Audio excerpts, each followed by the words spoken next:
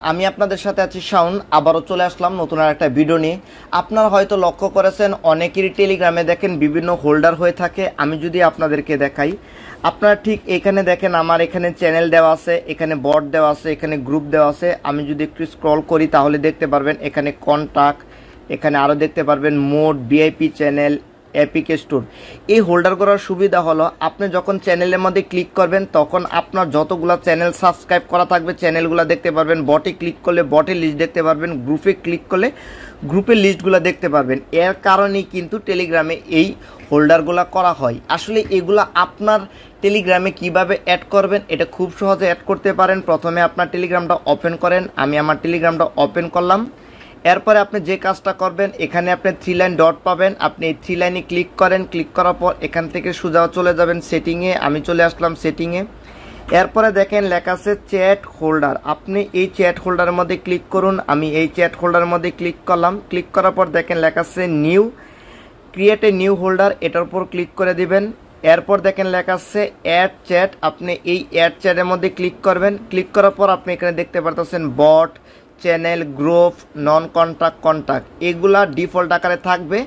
আপনি চাইলে এগুলো নিতে পারেন কিংবা আপনি কাস্টমাইজ করে নিতে পারেন। যেরকম আমি epic store, mode, tricks, VIP এগুলো করেছি। সব কিছুই আমি আপনাদেরকে এক এক করে দেখাচ্ছি। প্রথমে দেখেন আমি এই গ্রুপের মধ্যে ক্লিক করলাম। আমি এই যে গ্রুপের মধ্যে ক্লিক করলাম।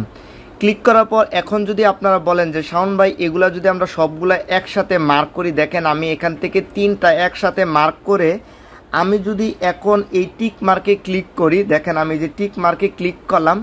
ক্লিক করলে আমার এখানে একটা সেভ বাটন আসার কথা, এখানে কিন্তু আমার সেভ বাটন আসতেছে না।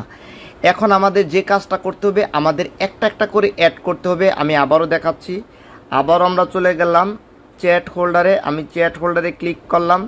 তারপরে create a new folder, create a new folder click করলাম। তারপরে অ্যাড চ্যাট, আমি এই অ্যাড চ্যাটে ক্লিক করলাম।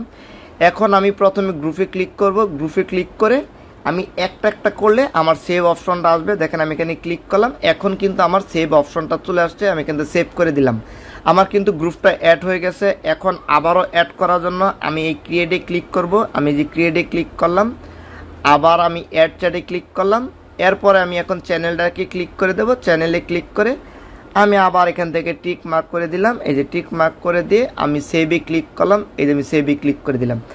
আমার কিন্তু দেখেন এখানে কিন্তু 2টা অ্যাড হয়ে গেছে। আমি আরেকটা অ্যাড করার জন্য আবার ক্রিয়েট নিউ হোল্ডারে যাব। ক্রিয়েট নিউ হোল্ডারে আবার আমি এটাতে ক্লিক করে দেব। ক্লিক করে দিলাম। এখন আমি বটটাকে সিলেক্ট করলাম। এই যে বটটাকে সিলেক্ট করে এখন আমি আবার টিক মার্কে ক্লিক করে দিলাম। দেখেন আমি টিক মার্কে ক্লিক করলে সেভের মধ্যে আমি ক্লিক করে দিলাম। এই যে আমি সেভের মধ্যে ক্লিক করলাম। দেখেন আমার এখানে 3টা কিন্তু অপশন চলে আসলো। এখন যদি আমাদের টেলিগ্রামে যাই, আমরা কিন্তু এখানে দেখতে পারতাছি যে আমাদের গ্রুপ, চ্যানেল, বট, আমাদের 3টা অপশন কিন্তু এখানে অ্যাড হয়ে গেছে। এখন আপনি চাচ্ছেন যে আপনার এখানে চ্যানেলটা মাঝখানে না থেকে আপনার এখানে প্রথমে থাকুক। এটা কিভাবে করবেন? এটা করার জন্য আবার আপনি 3 লাইন ডটে ক্লিক করবেন। আমি 3 লাইন ডটে ক্লিক করলাম, সেটিংয়ে ক্লিক করলাম। আপনি এটাকে বলে রিঅ্যারেঞ্জ। কিভাবে করবেন দেখেন, এই যে চ্যাট হোল্ডারে আমি ক্লিক করলাম। ক্লিক করলে দেখেন আপনার এখানে কিন্তু লিস্ট দেখাচ্ছে। অর্থাৎ প্রথমে আপনার গ্রুপ আছে, তারপরে চ্যানেল, তারপরে বট।